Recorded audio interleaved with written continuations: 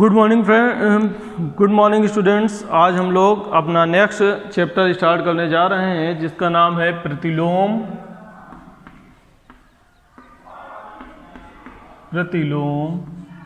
त्रिकोणमितीय फलन। त्रिकोणमिति के बारे में आप लोगों ने कक्षा 10 में, कक्षा 11 में पढ़ा होगा। तो त्रिकोणमिति फलन तो पढ़े हुए हैं, लेकिन यहाँ पर क्या पढ़ना है? प्रतिलोम त्रिकोणमिति फलन। तो प्रतिलोम त्रिकोणमिति फलन जो होते हैं वो इनवर्स फंक्शन कहलाते हैं। कैसे फंक्शन कहलाते हैं? इनवर्स फंक्शन कहलाते हैं। इनवर्स फंक्शन में कैसे लिखा जाता है? Sine inverse x, cos inverse x, tan inverse x. ये जो फंक्शन है ये क्या कहलाते हैं? प्रतिलोम त्रिकोणमितीय फलन कहलाते हैं। तो कॉस का प्रतिलोम फलन कॉस इनवर्स एक्स होता है, साइन का प्रतिलोम फलन साइन इनवर्स एक्स होता है, टेन का प्रतिलोम फलन टेन इनवर्स एक्स होता है।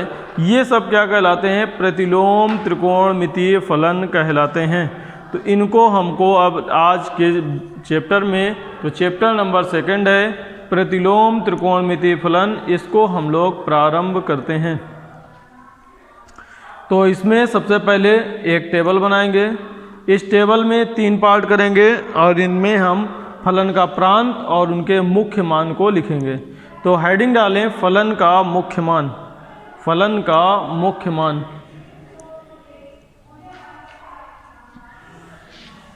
फलन का मुख्य मान।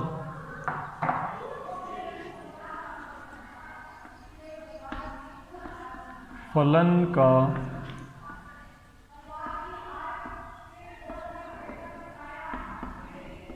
मुख्य मान।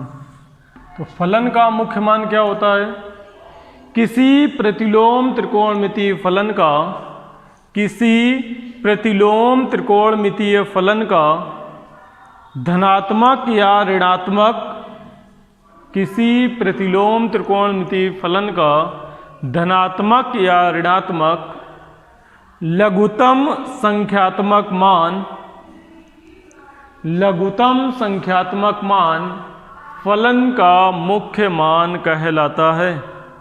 किसी प्रतिलोम त्रिकोणमितीय फलन का धनात्मक या ऋणात्मक लघुत्तम संख्यात्मक मान, धनात्मक या ऋणात्मक लघुत्तम संख्यात्मक मान फलन का मुख्य मान कहलाता है।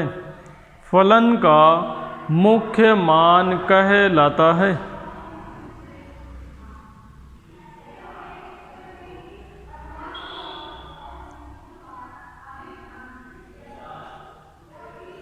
फलन का मुख्य मान कहलाता है। अब जैसे साइन की बात करते हैं तो साइन में हम जानते हैं, साइन की टेबल आपने पढ़ी हुई है। साइन थीटा में जो वैल्यू होती हैं, जब साइन 0 होता है तो 0 होता है। साइन 30 अंश पे 1/2, साइन 45 अंश पे 1/√2, साइन 60 अंश पे √3/2 और साइन 90 अंश पे क्या होता है? 1। तो ये जो मान है 0 से बढ़ के कहाँ तक जाता है? 1 तक। किस अंश पर? 0 से लेकर π/2 तक। तो अगर हमारा जो मान है, मान लीजिए अगर साइन की बात की जाए तो साइन का मान अगर धनात्मक है तो धनात्मक कब होगा? 0 से लेकर 90 तक। तो साइन का मान 0 से लेकर 0 अंश से लेकर 90 अंश तक कैसा होता है? धनात्मक होता है। और अगर 0 अंश से 90 अंश तक धनात्मक होता है, इसके बाद अगर 0 से -90 तक चले जाएं हम, -π/2 तक, यानी कि 0 अंश फिर -23, -45, -60, -90, तो वहाँ पर मान क्या हो जाएगा? ऋणात्मक हो जाएगा। तो ऋणात्मक न्यूनतम मान होता है 0 से -π/2 में, धनात्मक न्यूनतम मान होता है 0 से π/2 तक। यानी कि जो साइन का मान है वो कहाँ से कहाँ तक जाता है? -1 से लेकर के, -1 से लेकर के कहाँ तक जाता है? +1 तक जाता है। तो साइन का जो मान है वो -1 से +1 तक जाता है।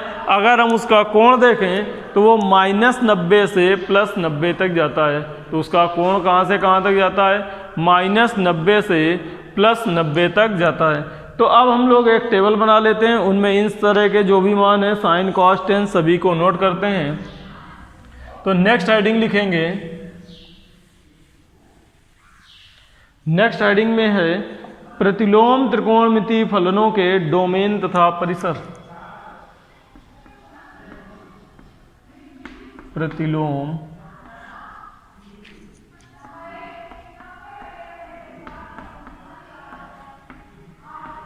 त्रिकोणमितीय फलनों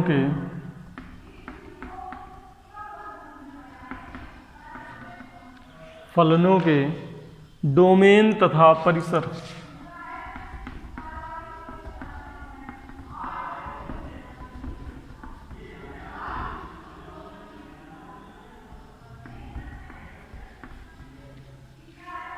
तो डोमेन और रेंज, प्रांत और परिसर देखते हैं हम लोग। तो 3 कॉलम बना लें। पहले में क्या लिखेंगे, फलन लिखेंगे आप अपना। दूसरे में फलन का प्रांत,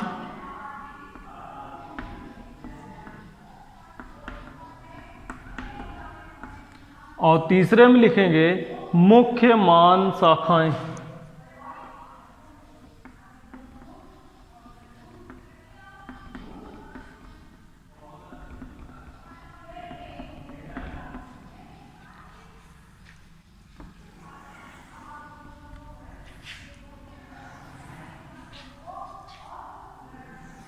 और एक आगे बना दें क्रम संख्या।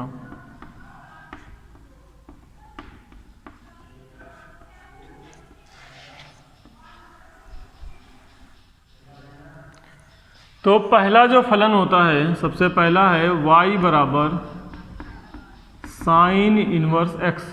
पहला फलन है y बराबर साइन इनवर्स x। हमने बता दिया इसका प्रांत क्या होता है, -1 से +1 तक, और इसका जो मान है वो -π/2 से -π/2 से कहाँ तक जाएगा, +π/2 तक जाएगा। दूसरा फलन जो होता है, दूसरा फंक्शन है y बराबर कॉस इनवर्स x। y बराबर जो कॉस इनवर्स x है, मान इसका भी -1 से और कहाँ तक होता है, +1 तक होता है। लेकिन इसका जो कोण है वो 0 से पाई तक 180 तक होता है, क्योंकि हम ये जानते हैं द्वितीय चतुर्थांश में कॉस की वैल्यू क्या हो जाती है, ऋणात्मक। तो 0 से 90 अंश तक धनात्मक और 90 से 180 तक क्या होता है, ऋणात्मक होता है। तो कॉस की जो शाखा है वो 0 से 180 अंश तक चलती है। नेक्स्ट तीसरा फलन जो है आपका y बराबर tan इनवर्स x। तो तीसरा फलन y बराबर tan इनवर्स x, इसका जो tan का अधिकतम और न्यूनतम मान होता है वो -अनंत से +अनंत तक होता है। तो tan का जो अधिकतम मान होगा वो -अनंत से +अनंत तक होगा, और इसकी जो वैल्यू होती है वो -π/2 से π/2 के मध्य होती है। तो -π/2 से π/2 के मध्य होती है। चौथा फंक्शन कॉट इनवर्स x का, y बराबर कॉट इनवर्स x।